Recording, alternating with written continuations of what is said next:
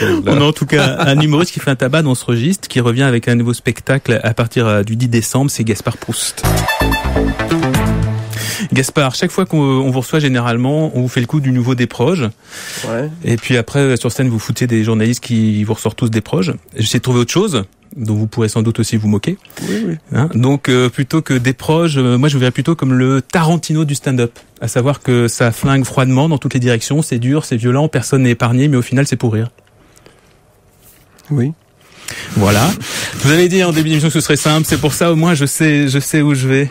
Est-ce que le fait d'avoir choisi ce créneau, c'est à savoir l'humour noir, ce côté comme ça très acide? Non, je n'ai pas choisi ce créneau, c'est le créneau qui m'a choisi. J'étais tranquillement installé dans une vie, tout à coup j'ai eu une espèce d'appel comme ça scénique.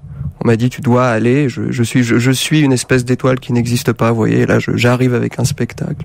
C'est vrai que l'humour noir à la base c'était pas forcément, mais c'est marrant parce que ce que disait Rock tout à l'heure, c'est-à-dire qu'au début en fait il a toujours été un chanteur folk et qu'on le savait pas, et je pense que moi on va s'apercevoir que j'ai toujours fait de l'humour familial à un certain moment. Je pense qu'il y a une grande méprise. Et l'humour noir, je ne suis pas sûr que ce soit vraiment de l'humour noir. Vous dites que je flingue à tout à Tarantino. Non de Dieu, on m'a jamais dit ça. Non, j'ai essayé de trouver un truc qu'on s'est jamais dit, sinon c'est pas drôle. Ah, c'était juste pour cet effet. Ouais, non, j'y avais mis quand même un petit peu de sincérité. Non, d'accord. Non, mais c'est vrai, ça tranche vachement avec tout ce qui se fait généralement de stand-up, en tout cas d'humoristes seuls sur scène en France, Franck Dubosc, Gad Elmaleh, Florence Foresti, des gens qui bougent beaucoup, qui sont beaucoup comme ça dans la mise en scène, etc. Et vous, votre créneau, au contraire, c'est une espèce de grande sobriété, de minimalisme comme ça, scénique, un apparent zazen, voyez. Un apparent manque d'enthousiasme, mais qui n'est qu'apparent évidemment. Ah non, un sérieux manque d'enthousiasme, c'est tout à fait. Moi, si je me sens pas bien il faut que je sois fidèle à moi-même quand je suis sur scène. Donc si je vais sur scène avec la réelle envie de donner aux gens, je ne peux rien leur donner. Je ne suis jamais aussi bon que quand je suis radin, vous voyez, et je regrette souvent que les gens ne me remercient pas assez pour le fait de ne rien leur donner, parce que si je leur donnais, mon Dieu, que je serais sale, parce que je serais forcément incapable de leur donner ce qu'on me demande. Vous êtes très mystérieux sur vous-même. On sait absolument rien de vous. Quand vous donnez une interview, on sait jamais si ce que vous dites c'est vrai ou si c'est faux. Oui. C'est quoi la raison? Alors c'est marrant parce que je me faisais cette réflexion tout à l'heure, je dis mais tiens, pourquoi tu t'inventes des vies que tu as alors qu'en plus je pense que je raconte beaucoup de vies qui sont réelles en fait et qui se recoupent. Donc si à un moment on recoupe exactement tout ce que je raconte, on s'apercevra que Proust ne ment pas. Mais c'est-à-dire qu'à chaque fois il prend une autre. Proust s'appelle pas Proust dans la vraie vie. Si. C'est votre vrai nom? Absolument. D'accord, donc je savais pas. Sauf sur scène où je dis pourquoi ça ne l'est pas. Mais vous voyez. Ouais. Mais j'en étais où? Ah oui, voilà. Donc il y a plusieurs comme ça. C'est un peu asymétrique. Il y a une facette, une autre. C'est la richesse du personnage, quoi. C'est souvent mon ennui. Vous voyez, c'est que le personnage dans la vie est tellement plus riche que celui sur scène. Et vraiment, il est frustré. Pourquoi vous le mettez pas sur scène ce personnage de la vie? Parce qu'il y a un deuxième spectacle à écrire. Je me retiens un peu quand même. C'est vrai. Non, vous avez raison. Oui, j'ai lu le portrait que Libé vous a consacré.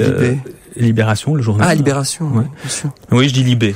Ah oui, c'est comme beaucoup de gens finalement, c'est pas très original. Et il écrit que vous êtes suisse d'origine slovène, que vous avez vécu en Slovénie. Oui.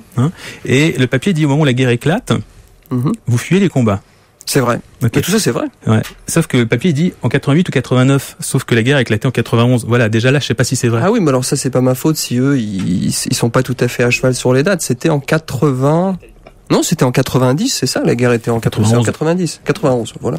Elle était très courte. Et très courte quand on lit dans la guerre. Donc oui, de 10 jours, oui, absolument. De 10 jours, ouais. Donc voilà. Donc vous avez vraiment vu parce que je me suis vraiment posé la question sincèrement en lisant le papier, c'était vrai ou si c'était partie de choses d'une légende urbaine. Ah non, c'est absolument vrai. Nous on a pris une voiture et nous sommes partis en vacances à la mer parce que la mer n'était pas touchée. Donc en fait, on a fui la guerre en allant se reposer. Mais c'est vrai, c'est authentique. Voilà, non, c'est vrai que pour un intervieweur, c'est vrai qu'on essaie toujours de faire le tri entre des choses, voilà, par exemple ce que vous nous apprenez qui est la vraie biographie, puis des choses que vous glissez comme ça pour un peu semer le trouble. Gaspard Proust, Rock Voisine est avec nous également, Olivier d'Artigol. Dans quelques instants, la chronique de Jacques Attali, à tout de suite. Europe 1. 19h, 20h, vous allez en entendre parler. Aymeric Caron.